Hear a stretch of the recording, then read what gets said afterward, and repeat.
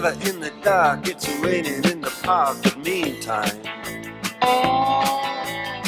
sound of the river, you stop and you hold everything. Empezamos con un... Ay, perdonen mi dedo. Ahí está, ¿no? Entonces, bueno, y vamos a considerar Z, MZ, tensor Z, NZ. Y acá que teníamos un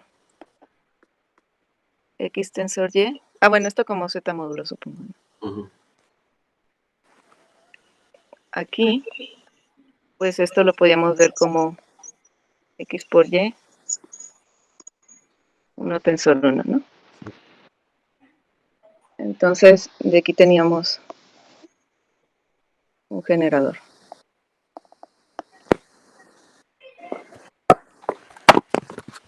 Ahora,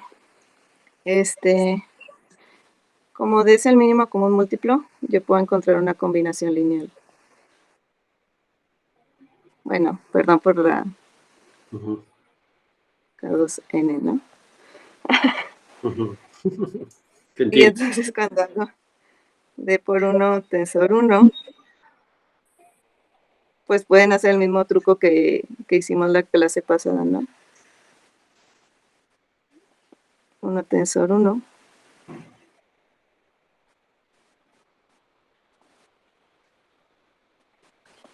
Uno tensor 1, así. Y entonces lo que podemos hacer es meter este coeficiente al primero y este coeficiente al segundo, ¿no? Ok. Y me queda 0 tensor 1 más 1 tensor 0, que esto era 0. Ok. Entonces tengo un generador y de veces ese generador pues me da el 0. Ahora, pues esto como que medio me quiere, o sea, tal vez el candidato aquí sería Z tensor de Z. Ajá. Y bueno, no. Y entonces, pero pues yo quisiera saber si antes del D son diferentes de 0, ¿no? O sea, yo ya sé que D por 1 tensor 1 ya es 0, pero a lo mejor un divisor de D pudiera ser igual a 0 al multiplicarlo por 1 tensor 1, ¿no? Entonces, para eso quisiera usar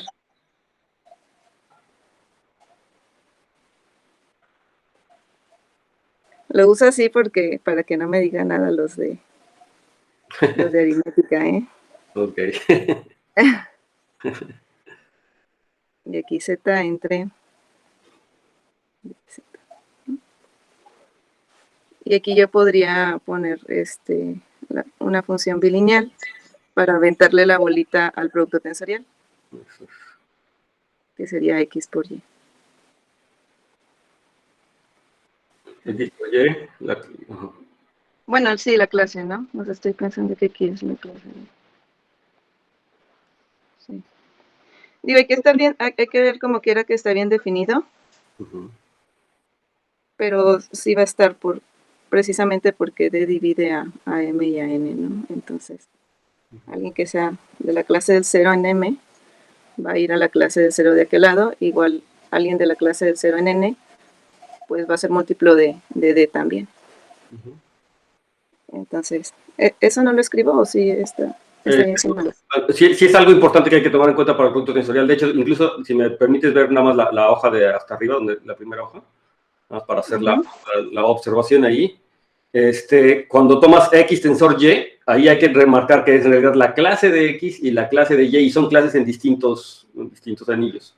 Y luego, el producto aquí sería la clase de XY o XY, aquí sí es XY como Z módulo, si no le pones clase, entonces sería XY como Z módulo, y nada más ahí hay que ver que está bien definido, ¿no? Porque aquí te estás tomando un levantamiento de la clase de X de barra y un levantamiento de la clase de Y barra arbitrario y estás haciendo el producto. Y entonces ahí en tal caso hay que checar que no importa quién sea el elemento, el entero que está en la clase para ver que este producto me va a dar lo mismo. En efecto, sí pasa. O sea, en efecto, no importa, ¿verdad? No importa quién sea el X o quién sea el representante de la clase, el levantamiento de la clase, ni de X ni de Y para hacer este producto, pero eso es algo que hay que checar en principio, ¿no? Sería algo que hay que verificar. Sí ven todos un detallito aquí, ¿no? Ese que está aquí. Y lo mismo pasa con lo que está acá abajo, con lo que estás escribiendo, ¿no? Que lo acabas de decir, bueno, en realidad son las clases, nomás hay que tomar en cuenta que las clases son clases en distintos anillos. Sí.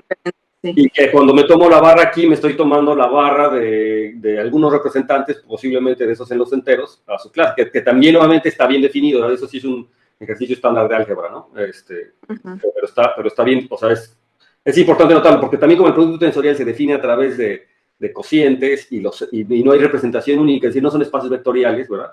No basta hacerlo para los generadores, o hay que tener cuidado cuando hacerlo para los generadores. Justamente por eso, porque hay múltiples representaciones del mismo objeto, o puede haber múltiples representaciones del mismo objeto. Entonces, todo ese tipo de cosas hay que cuidarlas nada más, pero sí, digamos que en este caso, todo se puede demostrar que así es, ¿no? Ok. Entonces, algo también que hay que notar aquí es que en este cociente, a ver, perdón porque le puse borrar. Si la clase de X por Y es 0, o bueno, la clase del 0, entonces X por Y es un múltiplo de D. Entonces esto no es posible si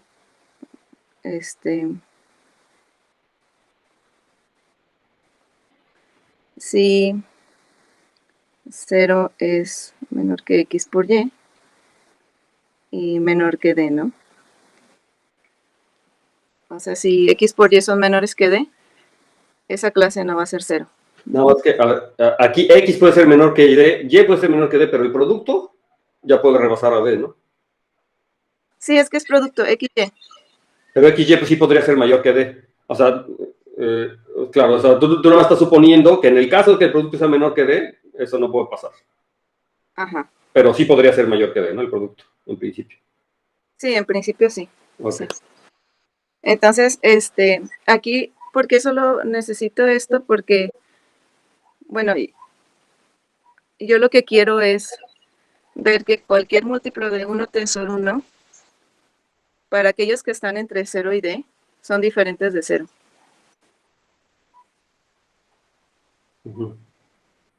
¿Por qué? Porque tengo un generador y entonces el primero en el que se hiciera 0 sería en el D, y entonces ahí sí tengo que va a ser Z módulo de Z, ¿no? Porque estamos hablando de un Z módulo de un generador que se anula, que la primera vez que se anula es cuando multiplicas por D, ¿no? O sea, cuando multiplicas por 1, por 2, por 3, hasta D menos 1, no es 0. Pero ya que multiplicas por D, pues ya es 0. No sé si. Entonces, esto lo que implica es que aquí como yo tengo, ya que está bien definido y que esto es bilineal,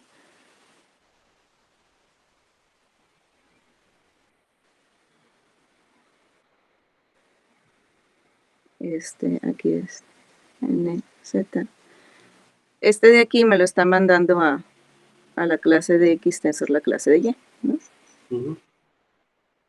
Y como el producto tensorial, la propiedad universal me dice que hay una función un homomorfismo que hace que todo conmute.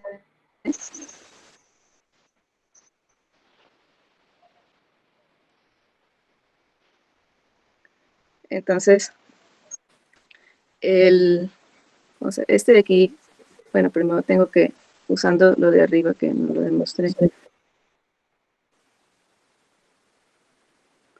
Pero si X por Y es menor que D, entonces no puede ser 0 porque va a ir a dar a alguien diferente de 0.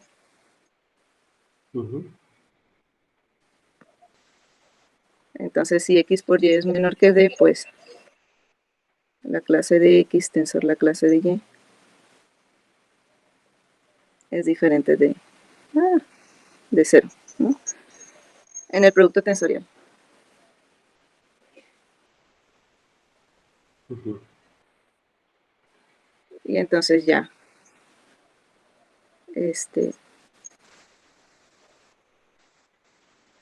¿Y aquí qué pasa? Por ejemplo, tomo m-1 y n-1, la clase de m-1 y la clase de... O sea, si x es m-1 y y es n-1. M-1 y N-1, Vamos a suponer, o sea, vamos a suponer que son... menos 1 y menos 1, Ajá, ajá, ahí está, eso es lo que hay que decir. pues, ¿No? Como menos ajá, 1, pero aquí me tomo m-1 y n-1. O sea, si x es m-1 y y es n-1. sí, Eso, pues ahí tomaría mejor los representantes menos 1 y menos 1, ¿no? -1. Entonces, fíjate, ahí hay todo un juego todavía. ¿Qué tal que si ahora me tomo m-1 y 2? O Ujú. m-1 y 2. Entonces, ahí es donde Y, uno no... pero aquí tendríamos, o sea, aquí tendríamos que jugar con esto, ¿no? De aquí tomar esta parte, ¿no? Exacto. Entonces, hay que jugar con que a lo mejor existen levantamientos de las clases donde el producto, o sea, me tenías que dar un argumento como ese, ¿no? Dadas dos clases X y Y, siempre existen levantamientos de la clase, representantes de la clase cuyo producto sea menor que D, ¿no? Ujú. A lo mejor, o sea, y habrá que argumentar una cosa de esas para poder ahora sí decir, siempre y cuando ninguno, o sea, si ninguno de estos dos es la clase de cero, siempre van a existir levantamientos de las clases donde el producto sea menor que D y a lo mejor ni siquiera Sí, o sea, es cierto. tal vez eso se va a justificar tomando que aparte, yo tengo que el D de 1 tensor 1 es el 0, ¿no? Ajá, Entonces yo siempre puedo hacer módulo D. exacto. O sea, lo que puedes hacer es, en efecto, tomarse cualquiera, lo divides entre D, ¿verdad? Me tomo los residuos y luego lo hago. Ujú. Y ahora el producto también podría ser un múltiplo de D. Pues si se fijan, hay un montón de trabajo que hacer. Está bien, digamos, la idea, todo esto está bien, pero hay un montón de detalles que hay que hacer cuando uno trata de encontrar el isomorfismo así, o cuando uno trata de hacer el isomorfismo. Aunque sí utilizaste la propiedad universal, que lo cual es una gran ventaja, digamos, para demostrar esto. Hay una forma de hacerlo con la propiedad universal y se evita uno el estar verificando justamente que estos detalles, ¿no? Que los representantes o que las cosas estén bien definidas, salvo posiblemente Sí, una única forma de hacerlo, ¿no? o sea, todo esto sí me llevó, por ejemplo, esto se me hizo un poco largo, Sí, pero sí sale. Y luego esta parte, bueno, ya te da chance de que puedas hacer módulo D. módulo D, Todo, ¿no? Y exactamente. ya una vez que puedas hacer módulo D, pues tienes que ver que no, o sea, que no lo agarraste el D muy grande, sino que no importa si estás antes de D, Que no va a ser cero. no es cero. Ajá. Exacto, Y eso lo usé con esto. con ese hecho. Pero sí, pues, bueno, seguramente hay otra forma Y más de hecho corta. está bien porque así es como se da uno cuenta, ¿verdad? De que el producto sensorial, de repente, o sea, hay como muchas clases y es medio delicado estarlo trabajando. De repente, está bien, pero hay que verificar, ¿no? O sea, si quisieras hacer una prueba completa, completa con todos los detalles que hacen falta, pues hay que verificar un montón de cosas, ¿no? O sea, Ujú. y de que se puede, ¿no? De hecho, Y de hecho, uh-huh. no había usado la propiedad universal hasta que me di de topes con la D, Con la D, ¿no? porque decía, Ese es el primer. Dice, si el D, todo el D se anula, pero ahora, ¿cómo le hago para ver qué es para ver, exactamente? Y hay que hacer ahí todo el desglose y todo. O sea, de que se puede. O sea, está bien. Ahora, lo que me gustaría a mí, o sea, es aprovechar el hecho de que ya sabemos que si el producto universal es único con esa propiedad universal. ¿Sí? Es único con esa propiedad universal. Y entonces, en ese sentido, lo único que hace falta es ver que Z módulo de Z satisface la propiedad universal. Si yo logro ver que Z módulo de Z satisface la propiedad universal, entonces ya acabé, ¿verdad? O sea, automáticamente por lo que hicimos la clase pasada, el producto tensorial es isomorfo a eso. Entonces, si quieren, lo intentamos así, a ver si nos sale. Déjenme compartir ahora yo pantalla. Dicen si ya ven. Ya. Ok. Bien, entonces lo que les digo, lo que les propongo yo como idea, porque eso es algo que siempre hay que acostumbrarse a hacer, digamos, es a utilizar la propiedad universal, sacarle ventaja a esa propiedad universal. Entonces yo lo que quiero, nuevamente, es, tengo Z módulo NZ, tensor sobre Z, como bien dijo Lili, que creo que no lo había puesto la vez pasada, y eso es muy importante. Entonces yo quiero demostrar que esto es isomorfo a Z módulo de Z, digamos, había que conjeturarlo, ¿verdad? Pero la conjetura salió desde la clase pasada, Lili dijo, entonces tiene que ser Z módulo de Z. Y entonces una forma es tratar de construir el isomorfismo, ¿no? Ver qué es un isomorfismo. Pero la otra es valerse la propiedad universal, que me dice que si este objeto cumple la propiedad universal, entonces ya acabé, ¿verdad? Entonces ya ese objeto es isomorfo al producto tensorial.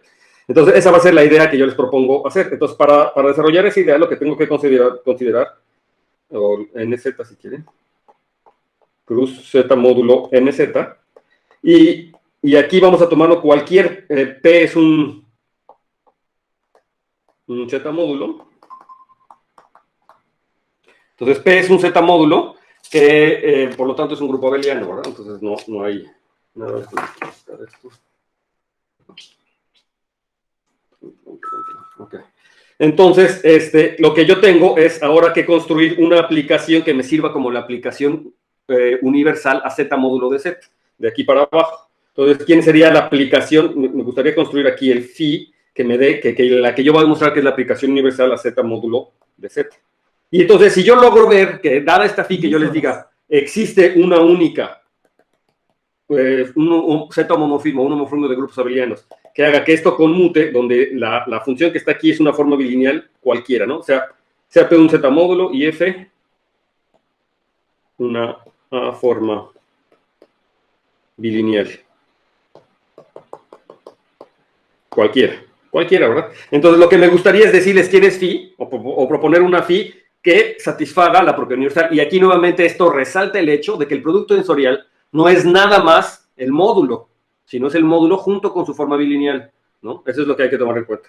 Entonces, lo que quiero es ver quién es y luego ver que dada cualquier forma bilineal se factoriza a través de esto. Si eso pasa para cualquiera y veo que esta que está aquí queda únicamente determinada por F, o sea, es única, ¿verdad? Entonces, automáticamente, por lo que hicimos la clase pasada, este objeto sería el producto tensorial. ¿Sí lo ven?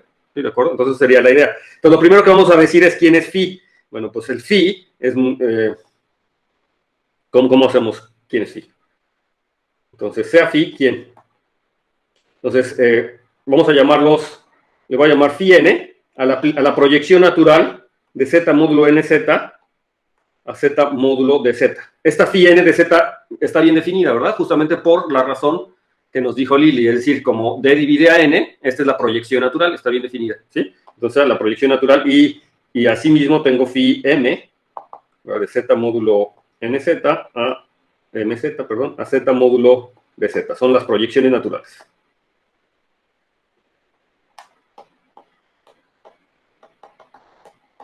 Entonces, como ya tengo yo mis proyecciones, entonces yo digo que estas dos proyecciones me van a determinar una forma bilineal. Entonces, sea phi,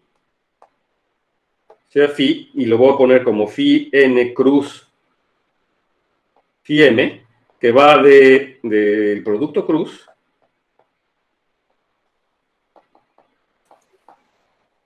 pues a Z módulo D. ¿Qué es lo que va a hacer? Pues simplemente me va a tomar un A, B. Una ¿Perdón? pregunta. Sí. ¿No hay el phi n cruz m en el codominio tiene que ser Z cruz D cruz Z cruz D? No, lo que todavía no te defino quién es, ¿verdad? O sea, yo la estoy construyendo así.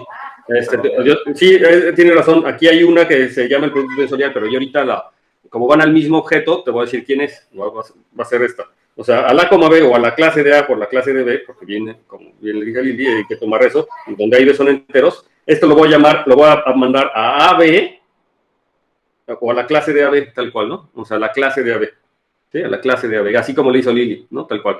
Es el producto, ¿verdad? Es el producto de las clases, módulo D, o bien, aquí, para que no haya de que está bien definido o no está bien definido, entonces sería phi n de A por phi m de B, o de las clases. Si se fijan cómo con estos morfismos ya no me tengo que preocupar de que si la clase estuvo bien hecho el representante o si no estuvo bien hecho el representante, porque aquí estos phi n de A ya está en Z módulo de Z, phi n de B ya está en Z módulo Z y el producto está bien definido ahí, ¿de acuerdo? Entonces serían que en realidad sí un representante de este objeto es la clase del producto, ¿verdad? Pero ya me estoy evitando justamente esa situación. Yo digo que esta cosa es bilineal, trivial de ver, ¿verdad? Es un producto de lineales, ¿verdad? Es bilineal, ¿sí?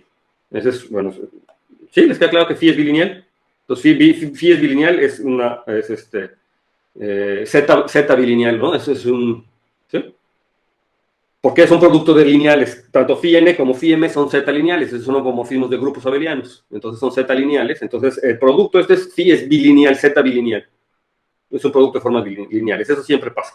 Entonces ya tengo ese. Ahora, phi ya está. Mi afirmación es que ese phi junto con z módulo de z es el producto tensorial, es decir, satisface la propiedad universal del producto tensorial. Sí, Luis, sí quedó claro que no, bueno, yo lo estoy definido así, por eso no iba al producto, ¿no? Iba a este lado, es el producto. Sí, no, nomás era problema de notación, porque aquí a lo mejor el producto de eso, el sí, producto de funciones. Exacto. Entonces, no como la multiplicación inducida por... Exacto, a lo mejor una notación más apropiada sería ponerle aquí un punto, posiblemente, ¿no? Para que sea el producto de phi n y de phi m, ¿no? El producto es el que vaya abajo. Ok, entonces, ahora lo que necesitamos es decirles quién será esta f que normalmente llamamos f tilde. ¿Cómo quedaría determinado esa f tilde? Tomando en cuenta que son z módulos. Bueno, si vimos el trabajo de Lili, entonces van a ver que es fácil que a ustedes se les ocurra, ¿verdad? Que lo que tenemos que hacer es que si yo me tomo ahora la clase de algún x, vamos a ver, en z módulo de z, entonces yo tengo que decir quién es este f tilde de esta clase. Pues yo la voy a definir así, f tilde de esta clase, lo voy a definir como x, pero ahora multiplicado por f de 1, 1. Justamente, ¿no? F de 1, 1, me fijo quién es, o la clase de 1 y la clase de 1, ¿verdad? En sus respectivos anillos, ¿no? O bien x por f de phi n de 1 por phi m de 1, para que quede bien definido. Justamente lo defino así con esa trampa. Ahora lo único que hay que ver es que sí, en efecto está bien definido, pero está bien definido nuevamente porque ¿por qué?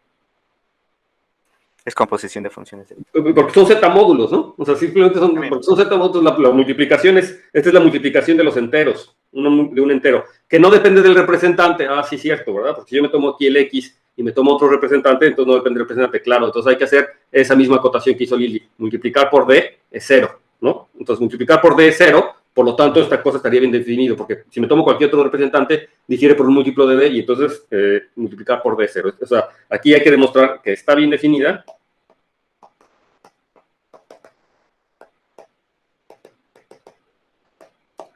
Pues d por cualquiera, por d por f, o sea, d por f siempre es el morfismo 0. Y esa es la demostración que nos hizo Lili, ¿de acuerdo? Es la exacta demostración que nos hizo Lili. En vez de producto tensorial, para la forma bilineal, es decir, el d lo escribo como una combinación lineal de n y m, utilizo la distributividad y lo meto en la primera entrada y lo meto en la segunda entrada. ¿Sí queda claro? Entonces, ¿sí o no? Entonces, d por f es igual a 0, esa es la demostración de Lili, nada más que Lili lo hizo para el producto tensorial, pero se aplica para la forma bilineal, porque es una forma bilineal en z módulo nz, cruz z módulo nz. Entonces, está bien definido, y entonces ahora sí, de hecho, esta cosa con la que se está viendo, queda clarísimo que este f tilde, pues queda determinado por la f de manera única, y que por supuesto conmuta. Esta definición me está diciendo esta cosa conmuta. Lo que estás haciendo aquí es justamente que conmute. Y entonces estoy viendo que existe esta única es única porque queda determinado por esta propiedad que depende fuertemente de la f y de las clases de los phi y de los n, o sea, depende de phi, ¿sí? Y de esto. O sea, si ven que esto, en otras palabras, ahí ya escribí mucho aquí, pero lo voy a escribir de otro color posiblemente, a ver. Si ven que esto que está aquí, es lo mismo que x por f de phi de las clases que yo, del 1, 1, ¿no? De las clases del 1, 1, como se lo estén tomando. O sea, es la composición tal cual, ¿no? Justamente es la composición, así como estoy definiendo. Y es un homomorfismo. ¿Por qué es un homomorfismo? Pues porque está definido, pues simplemente estoy multiplicando por el representante de x aquí afuera por un elemento. Eso siempre es un homomorfismo. Siempre es un homomorfismo. ¿Sí? Multiplicar por un escalar o por un elemento del anillo por uno de los elementos ahí, me va a dar un homomorfismo. Ese es un homomorfismo. Y entonces, este es un homomorfismo de z módulos y lo cumple para cualquier p. Por lo tanto, la conclusión aquí, digamos, si quieren hay que escribirlo un poquito más bonito, ¿verdad? Pero por lo tanto, este par, z módulo de z, z módulo z y este phi, es universal y por lo tanto el producto tensorial. Ya no lo escribo porque ya no cabe aquí, pero es universal y por lo tanto es el producto tensorial, ¿no? O sea, aquí tienen, por lo tanto, este es isomorfo, AZ módulo NZ, tensor, Z módulo NZ.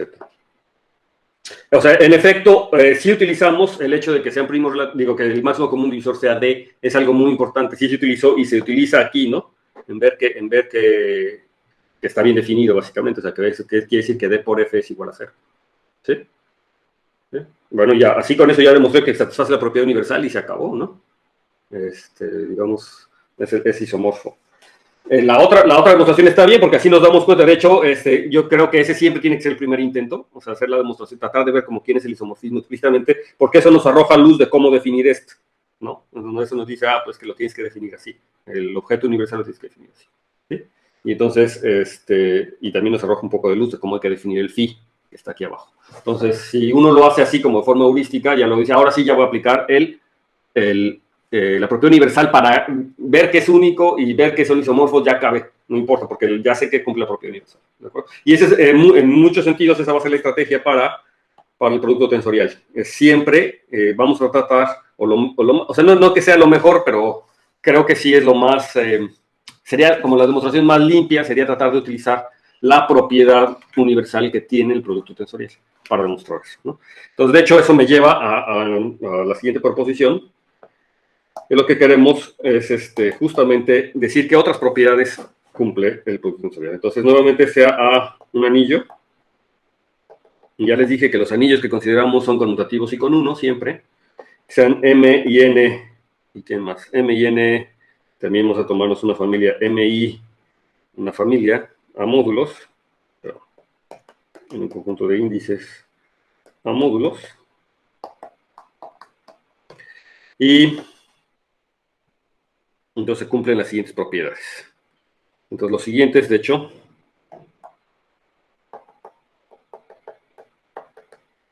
los siguientes son isomorfismos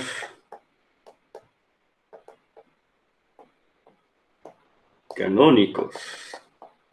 Y alguien me dice que quiere decir que dos cosas sean canónicamente isomorfas. ¿Quién me dice? El morfismo está como que único, entre comillas.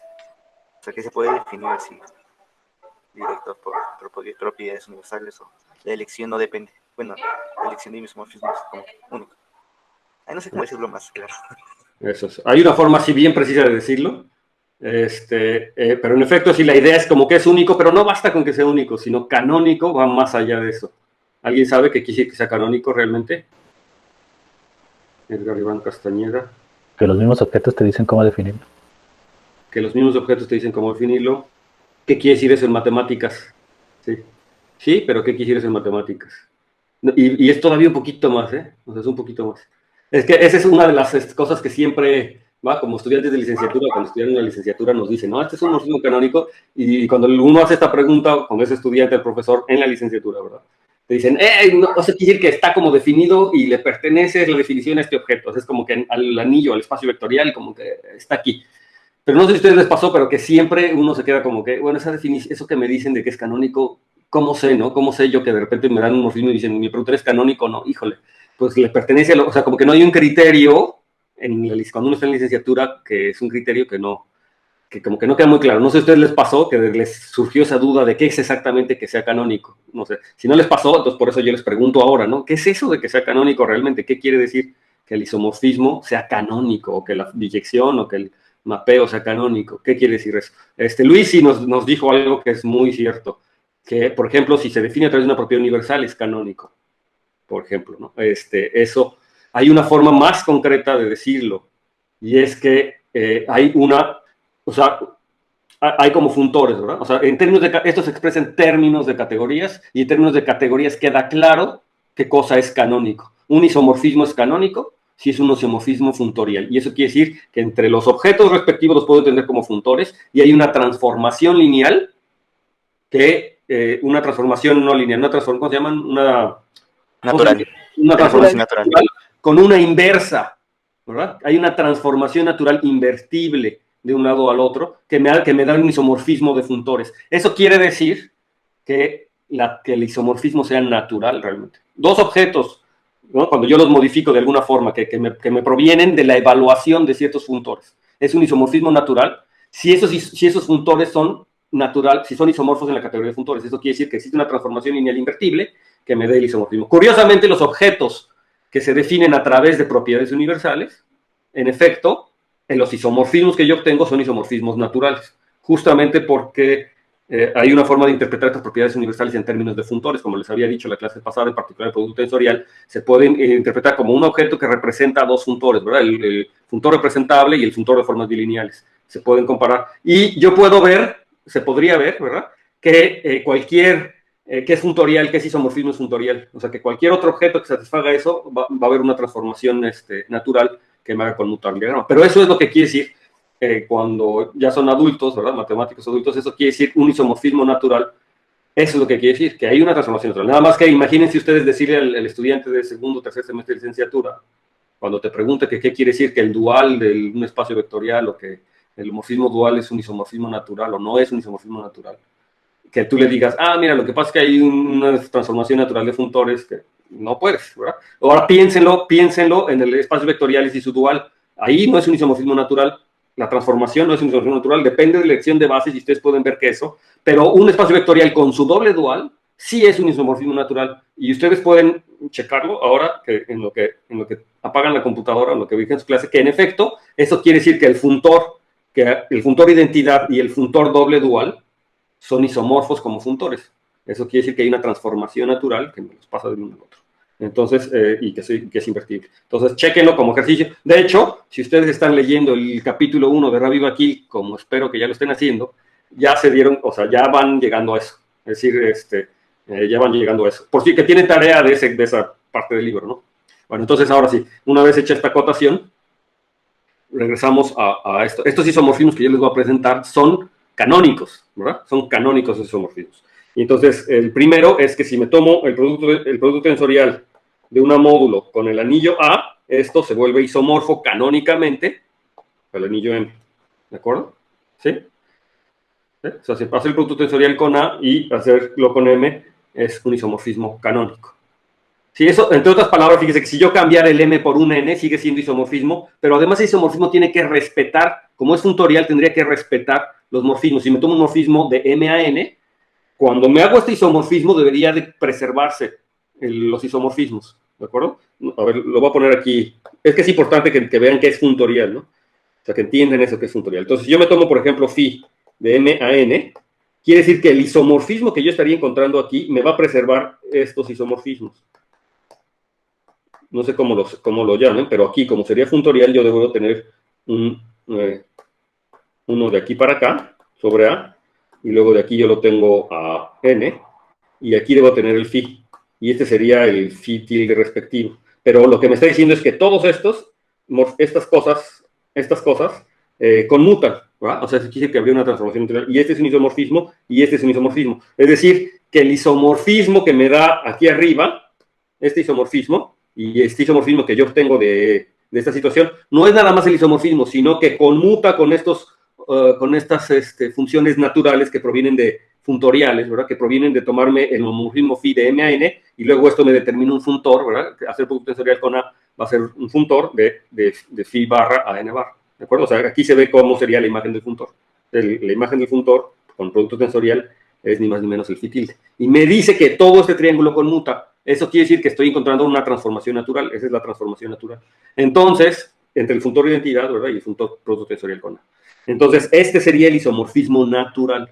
Entonces, sí, si yo les pido, a ver, demuestra que este es un isomorfismo natural, les tendría que decir quién es este phi, por supuesto, o lo tendrían que encontrar, me tendrían que decir que este es un isomorfismo natural. Entonces, habría que checar que se cumple, además de los isomorfismos para cada módulo M, que se tiene diagrama conmutativo, ¿de acuerdo? Ahora, es un ejercicio ver que los objetos universales, como ya les dije, los objetos universales, en general, no, a ver, para no decirles, no va a ser que haya una excepción, pero en general los objetos universales cumplen, que son objetos que me dan isomorfismos naturales. O sea, los isomorfismos que obtengo yo entre los objetos universales, ¿sí? Dada por una propiedad universal, ¿sí? Como son únicos, esos tienen que ser isomorfismos naturales. Creo que sí es fácil demostrarlo, que sí es cierto en general, ¿no? Ok, entonces para que lo tengan en cuenta. Entonces la parte 2 es que también tengo un isomorfismo natural entre M tensor A y N. Es un isomorfismo natural con N tensor A, M. La parte 3 es que L tensor M. No le dije quién era L, ¿verdad? Ok, entonces L es otro módulo, nada más para poder hacer la asociatividad. O sea que esto es naturalmente isomorfo a L tensor y ahora asocio del otro lado M tensor a N. Y 4 es que se cumple una propiedad distributiva, es decir, que si yo me tomo la suma directa de estos M módulos, hoy es que el producto tensorial conmuta naturalmente o conmuta canónicamente con el producto tensorial. Esto es isomorfo a la suma directa, pero ahora de hacer entrada por entrada el producto tensorial. ¿Sí? Bueno, espero que les haya quedado claro que no nada más es el isomorfismo que yo tengo para M y N, sino que esto es importante, es muy importante, es un isomorfismo natural, ¿no? Canónico. Ok. Muchas de estas demostraciones son verdaderamente estándar, pero cuando uno dice estándar, quiere decir, bueno, lo único que tienes que hacer es demostrarme que estos objetos satisfacen la propiedad universal. ¿Sí? O sea, no, es muy distinto. O sea, es decir, si ustedes demuestran que satisfacen la propiedad universal, por lo que les acabo de decir, entonces automáticamente va a ser un isomorfismo canónico. ¿Ok? Si ustedes me construyen el isomorfismo, entonces todavía me tienen que demostrar que es canónico. ¿Sí? O sea, que sería canónico. Entonces, insisto, nuevamente lo mejor es de entrada demostrar que satisface la propiedad universal. Y eso es más o menos, debería ser bastante fácil, o sea, no es tan difícil en general. Entonces, a ver, ¿cuál hacemos? ¿Cuál se les antoja que hagamos? Yo voy a hacer uno y ustedes hacen los demás, ¿no? Entonces, ¿cuál se les antoja? ¿El 2? El 2 es el más fácil. Pues, bueno, el 1 es muy fácil, el 2 también es muy fácil, y ustedes intentan el 3 y el 4. Pero es igual, si nunca lo han hecho, como se lo estoy planteando yo, estoy casi seguro que a lo mejor ya lo hicieron, como que son isomorfos y ya, pero hay que tener en cuenta que son isomorfos naturalmente. Entonces sí hay que rehacerlo, ¿no? Y entonces yo lo que voy a hacer es utilizar la propiedad universal. Entonces, para ver que cumple la propiedad universal, por ejemplo, yo voy a demostrar 2, ¿no? Entonces voy a demostrar 2. Pues lo que tengo que hacer es tomarme M cruz N, y luego voy a tomarme aquí cualquier P módulo, digo A módulo, y luego voy a tomarme aquí, en vez del producto tensorial de M tensor N, que ya sé que sí lo cumple, ¿sí? Ese por definición cumple que satisface la propiedad universal, me voy a tomar el otro, o sea, me voy a tomar N tensor a M, ¿sí? Y yo lo que voy a demostrar es que este cuate, junto con el morfismo que les vaya a dar yo aquí, el phi, que no les he dicho quién es, o sea, cuando yo les propongo que este sea el producto tensorial, tengo que decirles quién es este cuate que va aquí abajo. Les voy a mostrar que ese cuate satisface la propiedad universal, y si satisface la propiedad universal, pues ya está. Ese cuate debería ser canónico, ¿sí? Entonces, ¿quién es ese phi? Sea phi de M cruz N a N tensor a M, pues el que ya se están imaginando, ¿va? M, N, pues ahora va a ser el que me lo va a mandar a N tensor N. ¿Sí? Entonces, ese cuate es bilineal.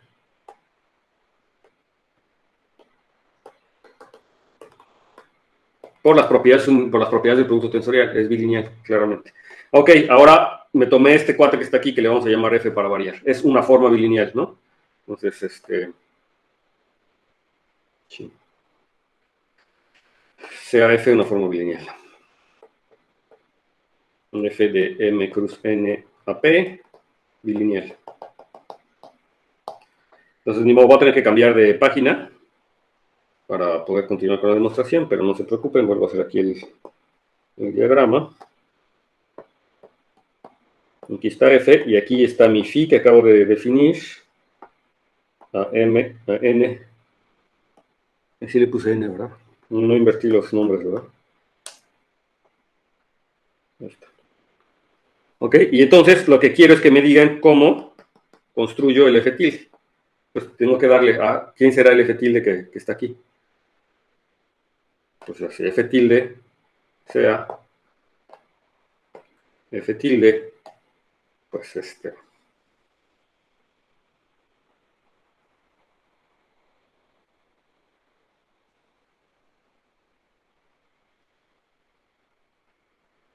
Pero, o sea, realmente lo que yo voy a hacer para definir esta F tilde de M tensor M, de N tensor M a P, hay dos formas de que yo lo puedo hacer, ¿verdad? Hay dos formas de que yo lo puedo hacer. Aquí tengo que tener cuidado al hacer una cosa como esta, ¿no? O sea, al decir N tensor M, por ejemplo. Porque recuerden que para definirlos aquí, en M tensor M, o sea, lo que sí va a suceder va a ser esto, ¿no? F tilde de N tensor M, pues, ¿qué tiene que ser?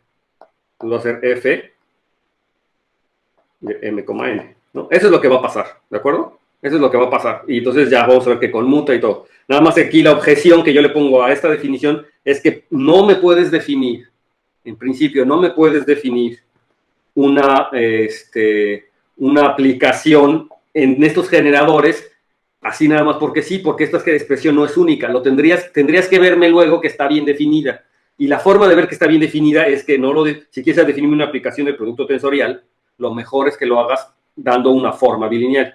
Y entonces, para definir F tilde, entonces yo lo que necesito es ahora considerar este diagrama, ¿verdad? O sea, lo voy a poner así, como N cruz M. Y luego aquí hay una forma bilineal que va a M cruz N.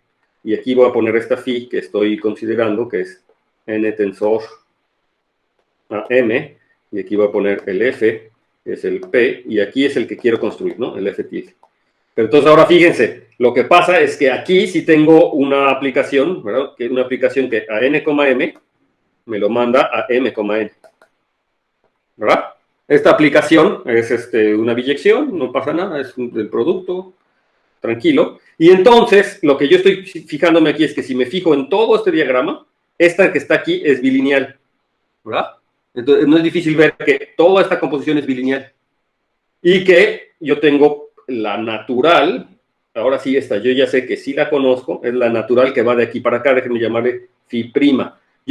La natural, con la que viene equipada este producto tensorial, es esta transformación phi prima, ¿de acuerdo? Hay una natural que viene aquí, o sea, la de la definición del producto tensorial, ¿de acuerdo? ¿Todo el mundo me sigue aquí? Esto es porque este cuadro es el producto tensorial, por lo tanto viene con una forma bilineal natural de aquí para allá. Y este triángulo es conmutativo.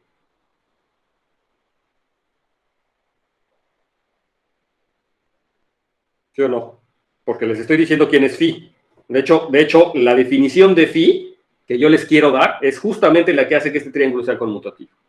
Justamente la que hace que este triángulo sea conmutativo. ¿Sí? O sea, phi de N, M, no se os había definido, ¿verdad? De hecho, primero les tenía que decir quién era phi. Entonces, phi de M, N, por definición, la voy a hacer como esta phi prima de N, M. Entonces, ahora sí les queda claro que es conmutativo y que esta phi es bilineal, ¿de acuerdo? Esta phi es bilineal.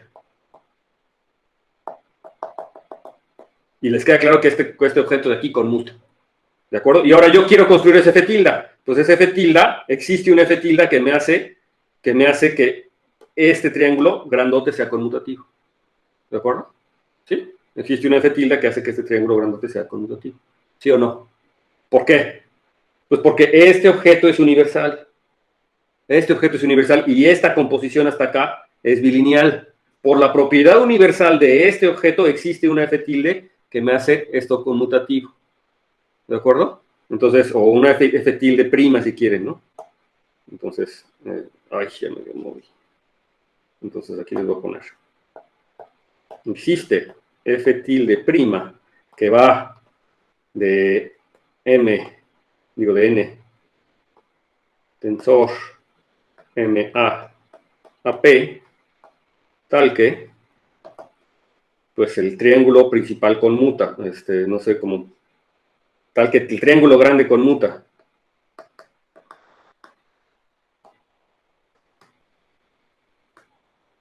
Y entonces, para ver, si quieren ser como muy específicos, entonces les tendría que poner nombre a esta aplicación que está aquí.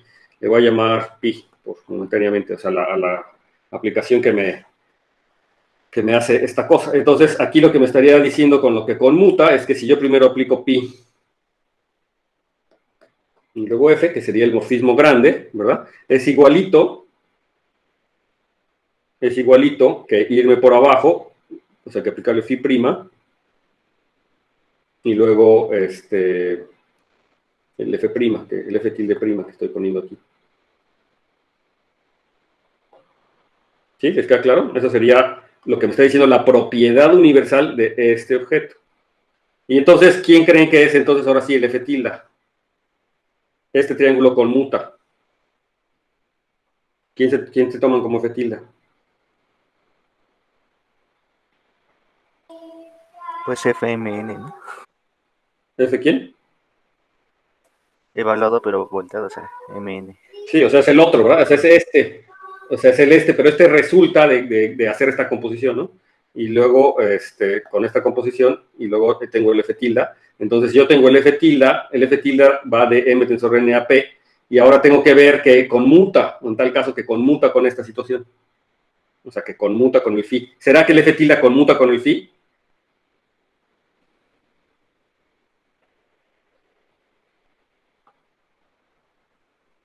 O sea, noten esto, ¿no?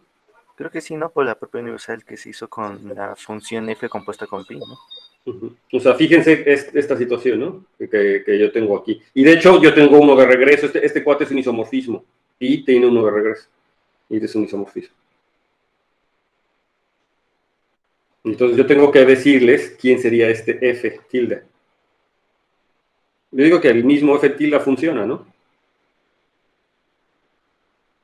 ¿O no?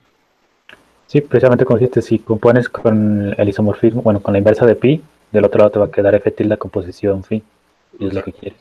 Y lo que quiero, ¿no? Y ya me quedaría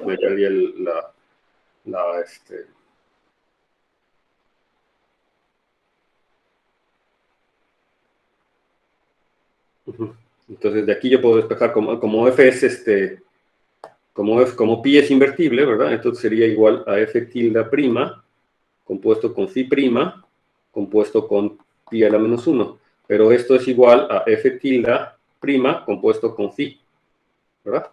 Y entonces, ya. Esto me está queriendo decir que ese F tilde es exactamente el F que yo estoy tomando. Entonces, por lo tanto, F tilde es igual a este F tilde prima que habíamos construido. Y entonces, y ahora ya está. Eso quiere decir que siempre que yo tenga este objeto, así, y otra forma bilineal, voy a poder construir esto. ¿Es único? Pues sí es único porque el F tilde queda únicamente determinado por este objeto único y el F prima tilde que ya habíamos hecho antes, ¿no? Así, ¿sí?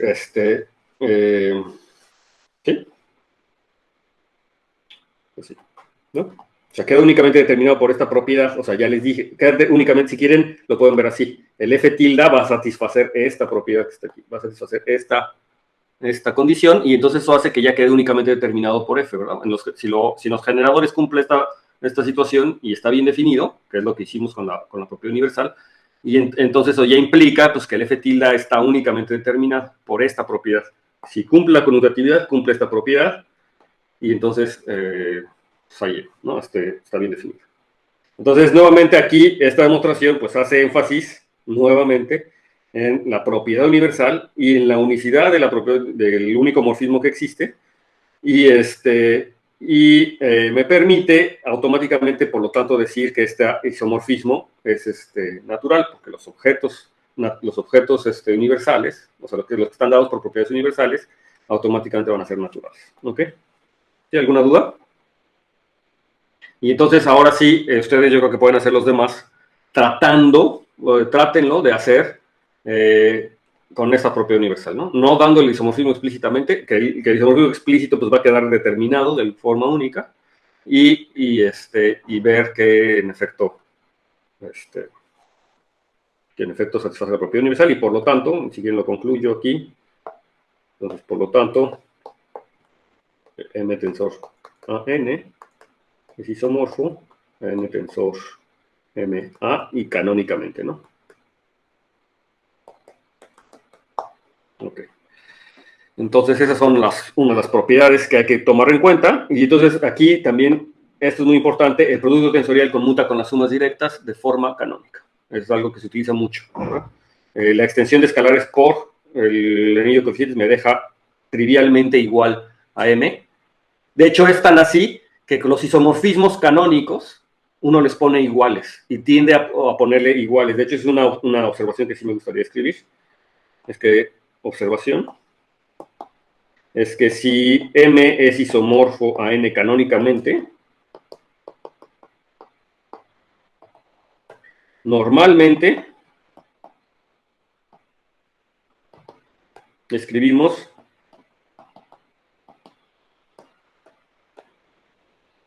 M igual a N. Ese es un abuso nuevamente, pero es que son isomorfos y además con un único isomorfismo, y ese isomorfismo es se comporta bien con las funciones y todo, que realmente los objetos son prácticamente indistinguibles. O sea, no hay forma de que yo los distinga uno del otro, básicamente.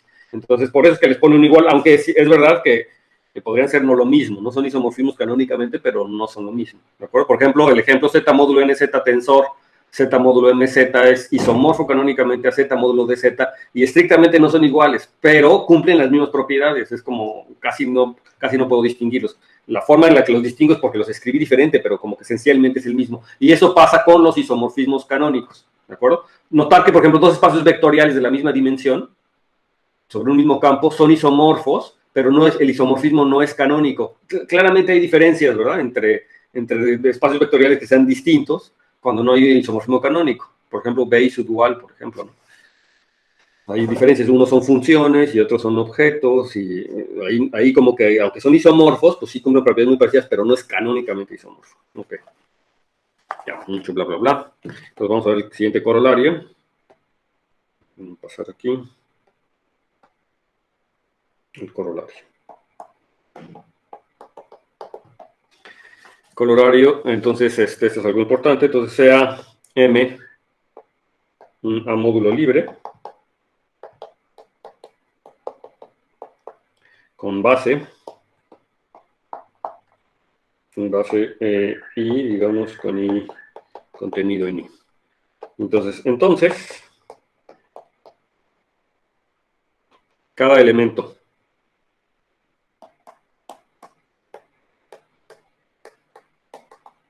del producto tensorial, entonces vamos a tomar en cuenta que aquí M es libre, y entonces ahora sí, cada elemento del producto tensorial se puede escribir de forma única. Entonces esto es algo muy importante, que ahora sí se puede escribir de forma única como una suma de los elementos en la base, I en I, de los elementos en la base de M, tensor, pues algunos objetos Y, ¿no? Algunos objetos Y con Y en N. Entonces esto es un corolario importante. Aquí sí se escribe de forma única porque estoy teniendo una base en uno de los lados. Se puede escribir de forma única como suma de elementos de la base por algunos otros elementos, eso no importa. Y esto en particular, bueno, si yo particular tiene también con lo que les mencioné la clase pasada, que si A es un campo, vamos a ponerlo, es un campo, o sea, si estoy trabajando con espacios vectoriales y yo tengo mi base, y yo tengo, entonces, por lo tanto, tengo bases, ¿verdad? Tanto de ambos espacios vectoriales, de tanto en M como N, vamos a llamarlo EI y en I es base de M, digamos, y vamos a tomarnos DJ, aquí le llaman así.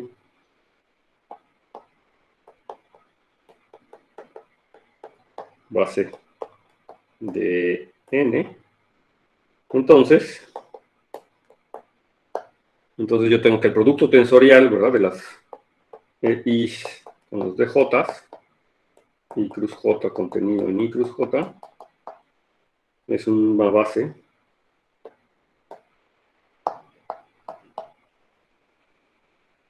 de justamente M tensor L con N. O sea, en este caso es el producto de espacios vectoriales. Entonces, el producto tensorial de espacios vectoriales es nuevamente un espacio vectorial, y además les digo quién es la base, ¿no? Es el resultado de álgebra lineal que se saben desde álgebra lineal, ¿no? Entonces, es un caso particular del coronario. Y pues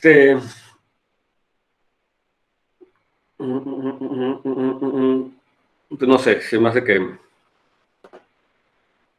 que sí es obvio, ¿no? Sí es obvio, ¿no? Que se puede hacer esta cosa, simplemente por las propiedades de bilinealidad y de distributividad se va a poder escribir de esta forma. Y la unicidad, pues también porque yo voy a poder restar los C1s y entonces voy a tener independencia lineal.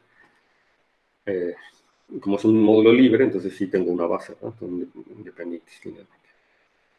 Bien, esto es igual una cosa que considerar. Para no detenernos mucho, vamos a pasar a lo que sigue. Y lo que sigue es una observación, también interesante. Y la observación es que esta definición de producto tensorial para dos módulos lo puedo hacer, de hecho, para cualquier número, digamos, finito de módulos. O sea que si me tomo M1, M2 hasta, digamos, MK a módulos, entonces puedo definir al producto tensorial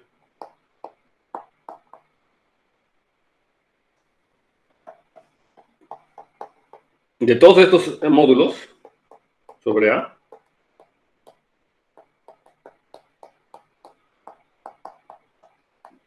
MK de forma análoga, es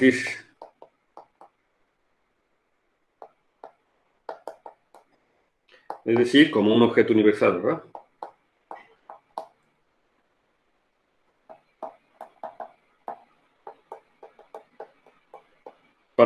Lo cual entonces necesito de hacerles ahora una función multilineal, ¿no? Entonces sería de M1 cruz hasta MK. Esto tendría que ir al objeto M1, tensor sobre A, tensor sobre A hasta MK. O sea, me tomo el producto tensorial y sería como el objeto universal que cumple la propiedad universal que todo el mundo se está imaginando, ¿verdad? Pero ahora con esta forma multilineal, ¿no? Lo puedo definir exactamente de la misma manera. Igual puedo demostrar que existe y es único, por lo tanto, por la misma, porque vas a satisfacer una propiedad universal. Pero lo más interesante de todo esto es que también yo puedo definir estos objetos aplicando las propiedades asociativas, ¿verdad? Es decir, yo podría haber definido M1 tensor con A con M2 y luego ya sé que es una módulo, ¿verdad? Entonces, como ya sé que es una módulo, yo puedo haberlo definido tensor con A con M3 y entonces ya me queda A módulo, ¿verdad? Y entonces luego, o de cualquier otra de las formas que se me ocurra, de hecho yo podría haber M3 tensor con A con M4 y luego hacer el producto tensorial de estos y luego multiplicarlos con todos, etcétera. No importa cómo le ponga yo paréntesis y cómo haga las asociatividades, esto va a terminar siendo isomorfo a este objeto que yo estoy teniendo. Aquí que le puse M1 tensor M2 tensor todo sobre A, ¿no? M. O sea, ¿sí se entiende lo que estoy diciendo? Aquí no importando cómo asocie. Aquí hice un ejemplo con una asociatividad particular, pero yo lo podría definir asociando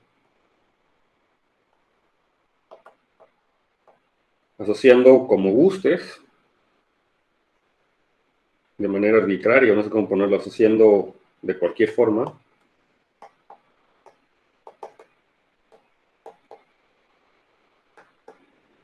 Entonces, si yo asocio de cualquier forma y hago los productos tensoriales por pares, como sea, o si quieren incluso, puedo definir producto tensorial de 3 objetos y luego haciendo las asociaciones con esos 3 objetos, la conmutación, lo que voy a tener aquí va a ser un isomorfismo y este isomorfismo sigue siendo canónico.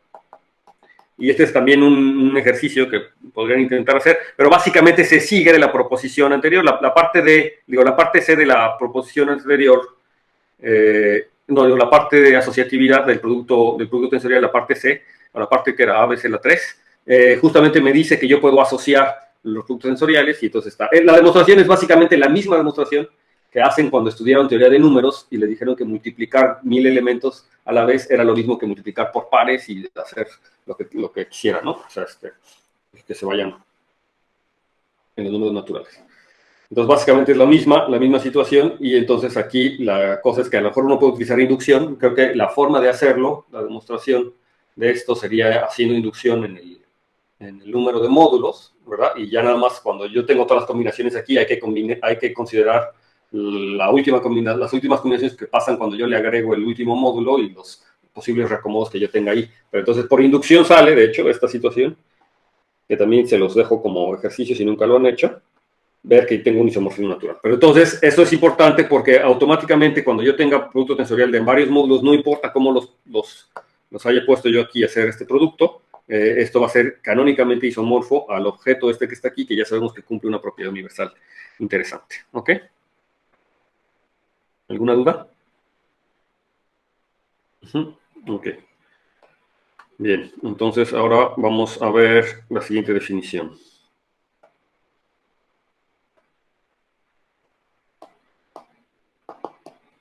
Entonces sean, vamos a llamarlos phi de m a m', donde m y m' son módulos, y psi, que va de n a n', morfismos de A módulos, ¿verdad?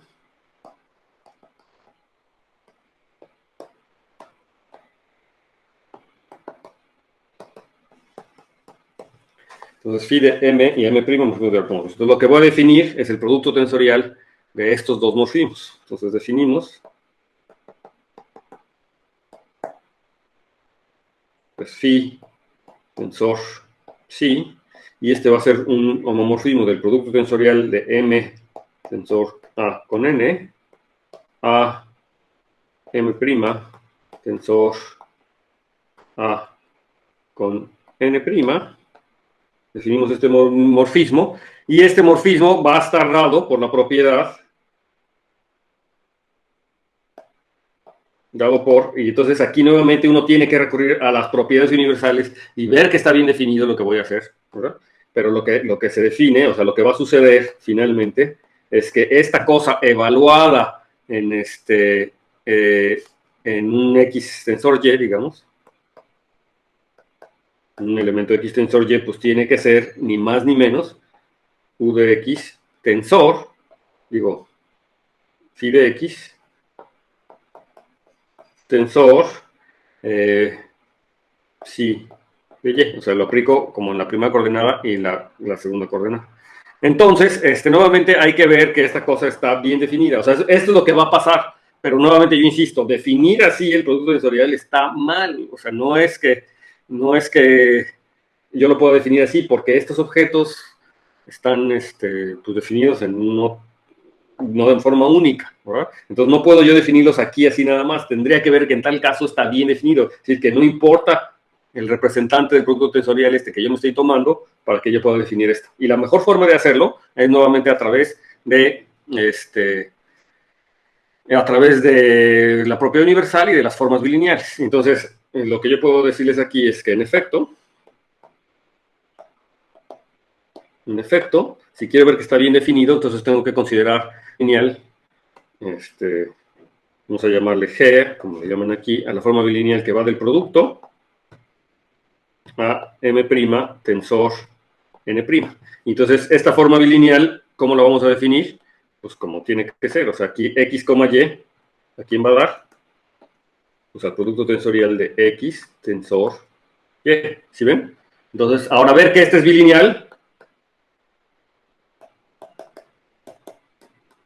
que sea bilineal es realmente una trivialidad, ¿verdad? Nuevamente es el producto tensorial de formas de phi, psi son lineales, y de hecho ya lo habíamos utilizado hace ratito, son lineales, y entonces claramente esta cosa es una forma bilineal. Por lo tanto, pues eso me induce una única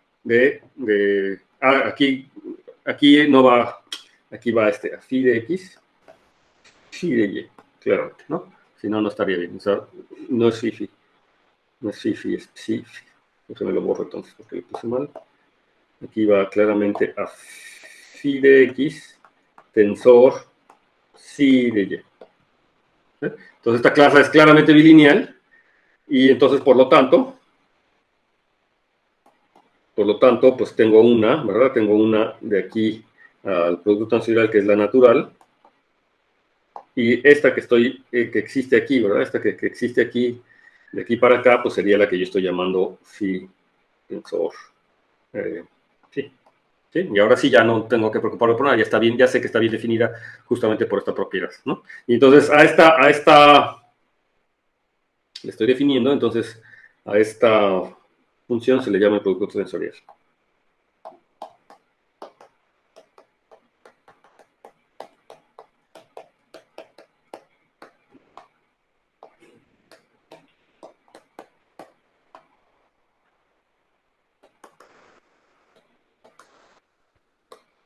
De phi y psi, ¿ok?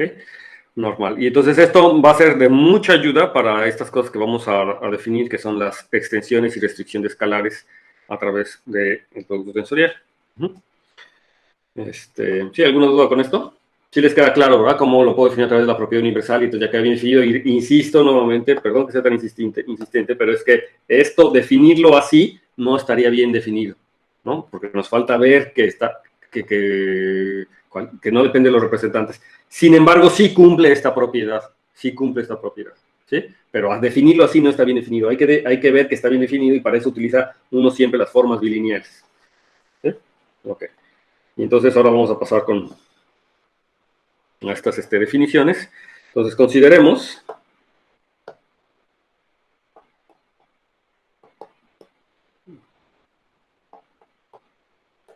un homomorfismo de anillos, ρ, que vaya de un anillo A a un anillo B, un homomorfismo de anillos.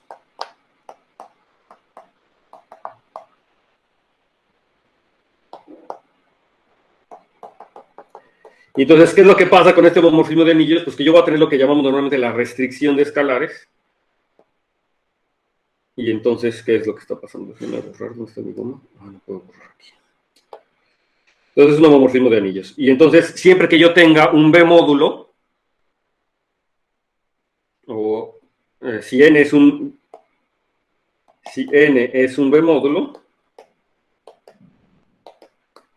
entonces puedo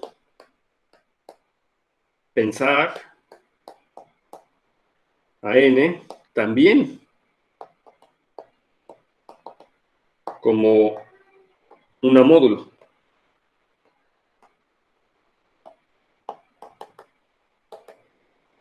Y aquí déjeme ponerle por restricción de escalares. Y esto es decir, ¿verdad? ¿Qué quiere decir esto? Pues que si me tomo A en A y M y N en N, entonces tengo que decir cómo es que tiene una estructura de A módulo. Entonces A por N, pues simplemente lo que estaríamos definiendo es que es ρ de A, que ya está en B, y por N, que está la acción bien definida, ¿no? Justamente es por restricción de escalares o por traspaso de escalares, no sé cómo le están diciendo. Entonces, en efecto hace una buena acción, o me da una buena estructura de A módulo en el módulo N, simplemente porque se cumplen todas las propiedades y porque phi es un homomorfismo de anillos, entonces se comporta bien con las sumas y con los productos, entonces va a haber distributividad y todo ese tipo de cosas, y está. Entonces, normalmente como notación, o sea, estrictamente este módulo es un módulo distinto, porque uno es un A módulo y el otro es un B módulo. Pero entonces, si yo quisiera hacer esa distinción, normalmente eso se denota como es es como el pullback de N, ¿no? Normalmente denotamos este A módulo por, lo escribí, ¿no? Normalmente denotamos a este A módulo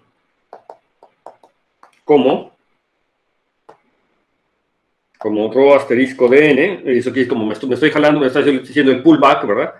Le estoy dando estructura de A módulo, o simplemente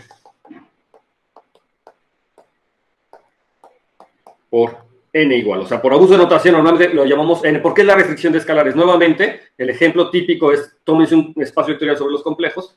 Ese espacio vectorial sobre los complejos es también un R espacio vectorial. Formalmente no, ¿verdad? Porque tengo la acción de C y depende de cómo estés metiendo a los reales. Pero entonces, si yo tengo un homomorfismo que me mete los reales a los complejos, ese espacio vectorial complejo lo puedo entender como un espacio vectorial sobre los reales. Y cualquier cosa, ¿verdad? Cualquier grupo abeliano o cualquier A módulo, de hecho es un grupo abeliano, y eso quiere decir que es un Z módulo. Y entonces la estructura Z módulo lo estoy haciendo a través de los escalares. Ya los dejo ir. Muchas gracias por estar aquí presentes. Entonces continuamos la clase pasada. Si los que tengan que ir, adelante. Si tienen dudas, con gusto. No sé, dudas o comentarios. Gracias. Bye. Bye. Gracias, Rogelio. En fin, a todos.